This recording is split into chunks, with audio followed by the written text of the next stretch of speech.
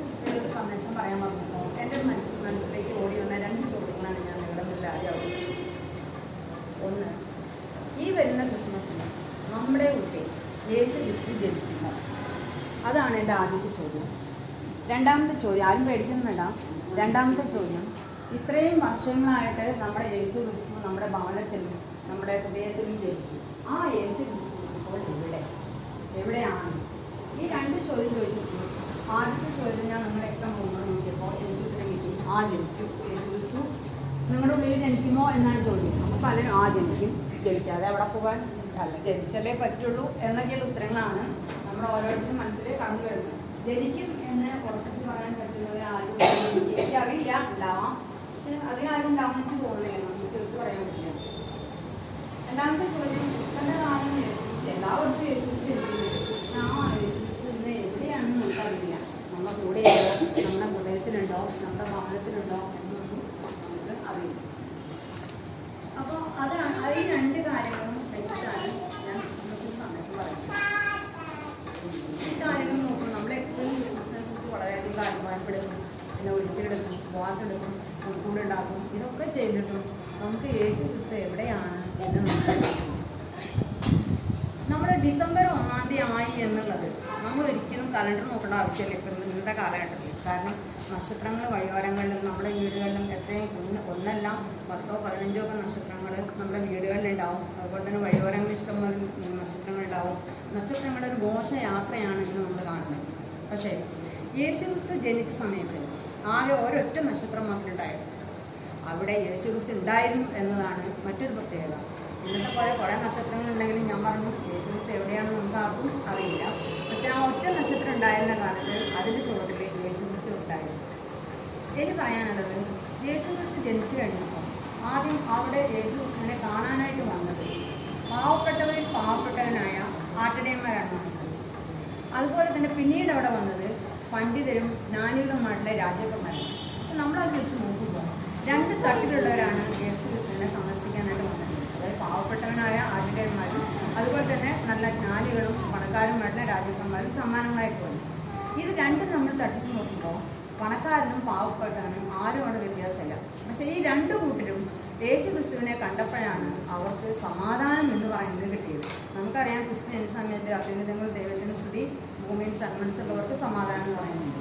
അപ്പോൾ വ്യത്യാസമില്ലാതെ, അതായത് ആരായിക്കോട്ടെ, പാവപ്പെട്ടനായിക്കോട്ടെ, പണക്കാരായിക്കോട്ടെ, അറിവുള്ളവരായിക്കോട്ടെ, അറിവില്ലാത്തവരായിക്കോട്ടെ, എല്ലാ ജനങ്ങളും അവിടെ വന്ന് യേശുക്രിസ്തുവിനെ കാണുമ്പോഴാണ് നമ്മൾ സമാധാനം കണ്ടെത്തുന്നത്. അപ്പം നമുക്ക് സമാധാനം കിട്ടണമെങ്കിൽ നമ്മൾ തീർച്ചയായിട്ടും നമ്മുടെ ഹൃദയത്തിൽ യേശുക്രിസ്തു ജനിക്കണം. യേശുക്രിസ്തു നമ്മുടെ ഹൃദയത്തിലുണ്ടെങ്കിൽ മാത്രമേ നമുക്ക് സമാധാനം കിട്ടുള്ളൂ. നമ്മൾ കുറേ ആൾക്കാർ കാണാം അവിടേക്ക് കൊടുക്കുന്നു ഇവിടേക്ക് കൊടുക്കുന്നു സമാധാനം ഇല്ലാണ്ട് ഒരുപാട് സ്ഥലങ്ങളിൽ നമ്മൾ പായുന്നവരുണ്ട്. പക്ഷെ അവരൊക്കെ തിരിച്ചു വന്ന് പഴയ സ്ഥലത്തെത്തുമ്പോൾ പറയുന്നത് എനിക്ക് സമാധാനമില്ല. പക്ഷെ നമുക്ക് സമാധാനം കിട്ടണമെങ്കിൽ നേരത്തെ പറഞ്ഞ പോലെ യേശുക്രിസ്തു നമ്മുടെ ഉള്ളിൽ തന്നെ ജനിക്കും. പരിശുദ്ധ അമ്മയുടെ കാര്യം എടുക്കുകയാണെങ്കിൽ പരിശുദ്ധ അമ്മ പരിശുദ്ധാത്മാവിനാൽ ഗർഭിണിയായ സമയത്ത് പറയുന്നുണ്ട്, എലിസബത്ത് ഇങ്ങനെ ചാർച്ചക്കാരി എലിസബത്ത് ഗർഭിണിയാണ്, അവൾക്ക് 6-ാം മാസമാണെന്ന് കേട്ടപ്പോൾ പരിശുദ്ധ അമ്മ ഞാൻ ഗർഭിണിയാണല്ലോ എന്ന് വിചാരിച്ച് ബെഡ് റെസ്റ്റിലേക്കല്ല പോയത്. കിലോമീറ്ററുകളോളം നടന്ന് മലമ്പ്രദേശത്തൂടെ കയറി ഇറങ്ങി വളരെ കഷ്ടപ്പെട്ടിട്ടാണ് എലിസബത്തിൻ്റെ അടുത്ത് പോയതും അവിടെ ചെന്ന് അവിടെ ശുശ്രൂഷിക്കാനായിട്ട് വരുന്നത്. അപ്പോൾ പരിശുദ്ധ അമ്മ വളരെയധികം ത്യാഗപ്രവർത്തികൾ അല്ലെങ്കിൽ വളരെ കഷ്ടപ്പെട്ട് വളരെ ബന്ധപ്പെട്ടിട്ടാണ് ഓരോ കാര്യങ്ങളും ചെയ്തിരുന്നത് നമ്മൾ നന്നായിട്ട് ബൈബിളിൽ വായിക്കുന്നത്. നമ്മളും സേവനങ്ങളും സഹായങ്ങളും ഒക്കെ ചെയ്യുന്നവരാണ്. പക്ഷെ നമ്മൾ ആരെങ്കിലും ഈ ത്യാഗപ്രവൃത്തികൾ ചെയ്യുമ്പോഴോ നമ്മുടെ കുടുംബങ്ങളിൽ ചെയ്യുമ്പോഴോ അല്ലെങ്കിൽ സമൂഹത്തിൽ ചെയ്യുമ്പോഴോ ആരും ഇങ്ങനെ ബന്ധപ്പെട്ട് ചെയ്യുന്നുണ്ടോ എന്നാണ്, അല്ലെങ്കിൽ കഷ്ടപ്പെട്ട് ചെയ്യുന്നുണ്ടോ, ത്യാഗം സഹിച്ച് ചെയ്യുന്നുണ്ടോ എന്ന് നമ്മൾ ഓർക്കുന്നത് നല്ലത്. നമ്മൾ ഒരുപാട് സേവനങ്ങൾ ചെയ്യുന്നവരാണ്, ഒരുപാട് ദാനധർമ്മങ്ങൾ ചെയ്യുന്നവരാണ്. ഇത് പറയുമ്പോഴാണ് ഒരു സന്യാസിയുടെ കഥ ഓർമ്മ വരുന്നു. പലരും കേട്ടുള്ള കഥയായിരിക്കും. ഒരു സന്യാസി തൻ്റെ നാട്ടിലുള്ള ജനങ്ങളെ മുഴുവൻ വിളിച്ചു വരുത്തി അവർക്ക് ദാനധർമ്മത്തെക്കുറിച്ചുള്ള ക്ലാസ് എടുക്കുകയായിരുന്നു. ആ സമയത്ത് സംസാരിക്കുന്നതിനിടയിൽ സന്യാസി ചോദിച്ചു, 10 പറ കണ്ടമുണ്ടെങ്കിൽ അതിൽ നിന്ന് 1 പറ കണ്ടം നിങ്ങൾ ആരെങ്കിലും ഫ്രീ ആയിട്ട് ആർക്കെങ്കിലും കൊടുക്കുമോ? അങ്ങനെ കൊടുക്കാൻ താല്പര്യമുള്ളവർ കഴിക്കും. ആ കൂട്ടത്തിലുണ്ടായിരുന്ന എല്ലാ ആളുകളും കഴിക്കും. സന്യാസി വീണ്ടും ചോദിച്ചു, 10 പറ നെല്ല് നിങ്ങളുടെ കയ്യിലുണ്ടെങ്കിൽ 1 പറ നെല്ല് ഫ്രീ ആയിട്ട് ആർക്കെങ്കിലും കൊടുക്കാൻ താല്പര്യമുള്ളവരുണ്ടെങ്കിൽ കൈപ്പൊക്കാൻ. അപ്പോഴും ആ കൂട്ടത്തിലുള്ള എല്ലാവരും കഴിക്കും. അപ്പോൾ സന്യാസിക്ക് സംശയമില്ല, എല്ലാവരും ദാനധർമ്മശീലരാണല്ലോ. അവസാനം ഒരു ചോദ്യം കൂടി ചോദിച്ചു, നിങ്ങളുടെ കയ്യിൽ 2 കാളകളുണ്ടെങ്കിൽ അതിൽ ഒരു കാളയെ നിങ്ങൾ ആർക്കെങ്കിലും ഫ്രീ ആയിട്ട് കൊടുക്കാൻ തയ്യാറാണ്. അവർ കൈപോകും. പക്ഷേ കൈപോകാൻ നോക്കിയപ്പോൾ ആരും കൈപോകില്ല. സന്യാസിക്ക് സംശയമായി. സന്യാസി ചോദിച്ചു, എന്തുകൊണ്ടാണ് നിങ്ങൾ ഈ കാളയെ കൊടുക്കാൻ സമ്മതിക്കാറ്?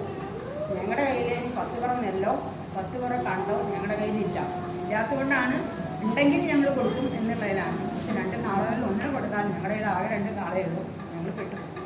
ഇങ്ങനെയാണ് നമ്മുടെ ആത്മീയ ജീവിതവും, നമ്മുടെ എന്ന് പറഞ്ഞാൽ എൻ്റെ മാത്രമല്ല, നമ്മുടെ എല്ലാവരും ഇത് പറയാനുണ്ടാവും.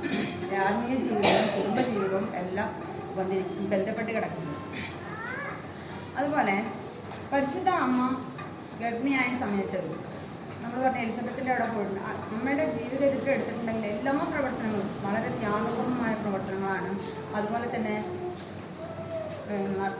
വളരെയധികം കഷ്ടപ്പെട്ട കാര്യങ്ങൾ ചെയ്തിട്ടുള്ളതാണ് അമ്മ. നമുക്കറിയാം, പ്രസവിക്കുന്ന സമയത്ത് പ്രസവവേദന അനുഭവിച്ചിരിക്കുന്ന സമയത്ത് നമ്മൾ മാതാപിതാക്കൾക്ക് അറിയാം എത്രമാത്രം വേദന സഹിച്ചാണ് നമ്മൾ. പക്ഷെ പ്രസവിക്കാനൊരു ഇടം കിട്ടാതെ എല്ലാ സ്ഥലത്തും ചോദിച്ച് പോകുന്ന ആ ഒരവസ്ഥ, ആ ത്യാഗപ്രവൃത്തി നമുക്കറിയാം. അവസാനം ചെന്നുപെടുന്നത് നമ്മളെപ്പോലെ സൂപ്പർ സ്പെഷ്യാലിറ്റി ഹോസ്പിറ്റലിലെല്ലാം ചെന്നുപെടുന്നത് ഒരു കാലി തൊഴിലാണ് പ്രസവിക്കുന്നത്. ഈ ഗുണം, അതായത് ഈ അമ്മയുടെ എല്ലാ ഗുണങ്ങളും കിട്ടിയിട്ടുള്ളതാണ് യേശു ക്രിസ്തുവിന്. അപ്പം നമ്മൾ ശ്രദ്ധിക്കേണ്ടത് അമ്മമാരുടെയും അപ്പന്മാരുടെയൊക്കെ ഗുണങ്ങൾ തന്നെയാണ് നമ്മുടെ മക്കളിൽ ഉണ്ടാകുന്നത്. ഇനി ബയോളജിക്കലായിട്ട് പറയുകയാണെങ്കിൽ 23 ക്രോമസോൺ അമ്മയുടെയും 23 ക്രോമസോൺ അപ്പൻ്റെയും ചേർന്നിട്ടാണ് ഒരു കുഞ്ഞുണ്ടാകുന്നത്. അപ്പം ഇവിടെ നമുക്ക് വിശുദ്ധ യൗസേപ്പ് പിതാവിനെ നമുക്ക് മാറ്റി തെറ്റുണ്ടോയെന്ന് എനിക്കറിയില്ല കേട്ടോ, എന്നാലും നമുക്കിത് ശരിയാണെന്ന് വിചാരിക്കുന്നു. നമുക്ക് യൗസേപ്പ് പിതാവിനെ മാറ്റി നിർത്താം. കാരണം പരിശുദ്ധാത്മാവിൻ്റെ പ്രവർത്തനത്താലാണ് അമ്മ ഗർഭിണിയായതെന്ന് നമുക്കറിയാം. അപ്പോൾ അതുകൊണ്ട് 46 ക്രോമസോണും പരിശുദ്ധ അമ്മയുടേതാണ്. അതുകൊണ്ട് തന്നെ പരിശുദ്ധ അമ്മയുടെ എല്ലാ ഗുണങ്ങളും കിട്ടിയിട്ടുള്ളതാണ് യേശു ക്രിസ്തു. എല്ലാ ത്യാഗപ്രവൃത്തികളും എല്ലാം കിട്ടിയിട്ടുണ്ട്. അതുകൊണ്ട് തന്നെയാണ് മാനവരക്ഷയ്ക്ക് വേണ്ടി അവസാന തുള്ളി രക്തം പോലും യേശു ക്രിസ്തു ചിന്തിയിട്ടുണ്ട്. അതുകൊണ്ട് നമ്മൾ ശ്രദ്ധിക്കുന്ന കാര്യം, നമ്മളെപ്പോഴും മനസ്സമാധാനം എന്ന് പറഞ്ഞിട്ട് ഓടിയിട്ട് കാര്യമില്ല. നമ്മൾ യേശു ക്രിസ്തു ജയിക്കണമെങ്കിൽ നമ്മൾ എന്ത് ചെയ്യണം? ഇതുപോലെയുള്ള പ്രവർത്തനങ്ങൾ പരിശുദ്ധ അമ്മയെ പോലെ അല്ലെങ്കിൽ യേശു ക്രിസ്തുവിനെ പോലെ നമുക്ക് ചെയ്യാൻ പറ്റില്ല എന്ന് നമുക്കറിയാം. എങ്കിലും നമ്മൾ ഒരു പടി കൂടി, നമ്മൾ ഇന്ന് ആയിരിക്കുന്നതിൽ നിന്നും ഒരു പടി കൂടി നമുക്ക് മുന്നോട്ട് വയ്ക്കാൻ പറ്റുമോ എന്ന് മാത്രം നമ്മൾ നോക്കിയാൽ മതി. പിന്നെ നമ്മുടെ മക്കളോട് വേറെ കാര്യം പറയാനുള്ളത്, ഒരിക്കലും നമ്മുടെ മക്കൾ ഉപദേശമൊന്നും നേടിയവല്ല. നമുക്കറിയാം, നമ്മൾ മാതാപിതാക്കളെ രഹസ്യമായി ചെയ്യുന്ന കാര്യങ്ങൾ മക്കൾ പരസ്യമായി ചെയ്യുന്നതാണ് പണ്ട് മുതലുള്ളവർ പറയുന്നത്. അപ്പോൾ അതുകൊണ്ട് നമ്മൾ ഉപദേശിക്കുകയല്ല വേണ്ടത്, നമ്മുടെ പ്രവർത്തനത്തിലൂടെയാണ് നമ്മൾ അവരെ നന്നാക്കാൻ നോക്കുന്നത്. ഈ ക്രിസ്മസിനെ യേശു ക്രിസ്തു നമ്മുടെയൊക്കെ ഉള്ളിൽ ജനിക്കട്ടെ എന്ന് നമുക്ക് ആശംസിക്കാം. അപ്പോൾ ഇങ്ങനെ വന്നപ്പോഴാണ് 2016 തോന്നുന്നു, ഞാൻ വിശ്വാസപ്രഭയിൽ ഒരു കവിത എഴുതിയിട്ടുണ്ടായിരുന്നു. അതും കൂടി ഒന്ന് പാടിയേക്കാം.